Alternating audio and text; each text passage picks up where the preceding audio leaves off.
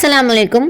अच्छा, ये लोग जो खुद को मुसलमान कहते हैं लेकिन उसके दूसरी तरफ अपनी बीवियों को मारते हैं, अपनी बीवियों पर जुल्म करते हैं, अपने बच्चों को मारते हैं, खुद शराब जुए की लत लगा लेते हैं और उसी लत में मुब्तला हो जाते हैं, यहाँ तक कि अपने घर बार को मतलब ध्यान ही नहीं देते, एकदम छोड़ देते, बस उन्हें कहते हैं कमाना भी दूर की बात है, बीवियों के पैसे ले लेकर चोरी कर कर कर खा रहे हैं, मार तोड़ कर उनसे पैसे लेके जाते हैं और फिर जुआ हुआ खेल रहे हैं, शराब वराब पी रहे हैं, दूसरे मज़हब की लड़कियों से निकाह करते हैं, उन्हें इस्लाम कबूल करवाते हैं और फिर जब शादी हो जाती है, निकाह हो जाता है तो उन्हें छोड़कर किसी और के साथ भाग जा रहे हैं।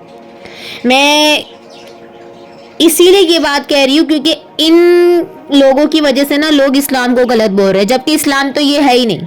इस्लाम इससे एकदम अपोजिट है। इस्लाम में तो रहम के लिए जोर दिया गया है, रहम करो, नरमी पैदा करो अपने अंदर।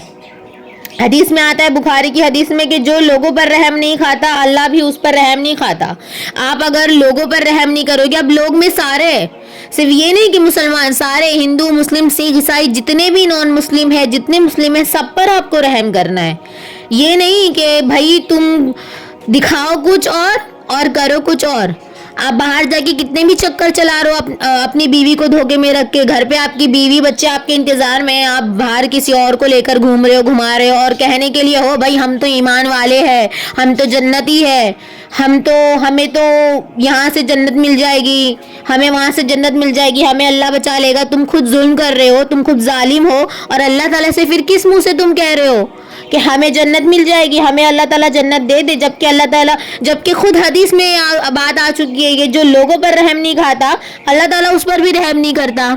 जन्नत चाहिए ना तो तौबा करके अल्लाह के हुक्म को मानो, अल्लाह की हुक्म की कहते ना कि जो उसका हुक्म है उस पर चलो, उसको फॉलो करो, अल्लाह के हुक्म को फॉलो करो। ये नहीं कि खुद को मुसलमान भी कह रहे हो, गलत काम भी कर रहे हो और नाम इस्लाम को डुबाने का कर रहे हो हरकतें। वो कहते हैं ना, इस्लाम पर एक काला धब्बा बनकर मत बैठो।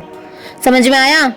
अगर खुद को मुसलमान कहते हो तो जाहिर करो कि हमारा ईमान हमें गुनाह से रोकता है, तो अपने गुनाह से बचो, रोकने की कोशिश करो और अल्लाह से तौबा करो। अगर जन्नत प्यारी है तो, अगर अल्लाह से मोहब्बत है तो।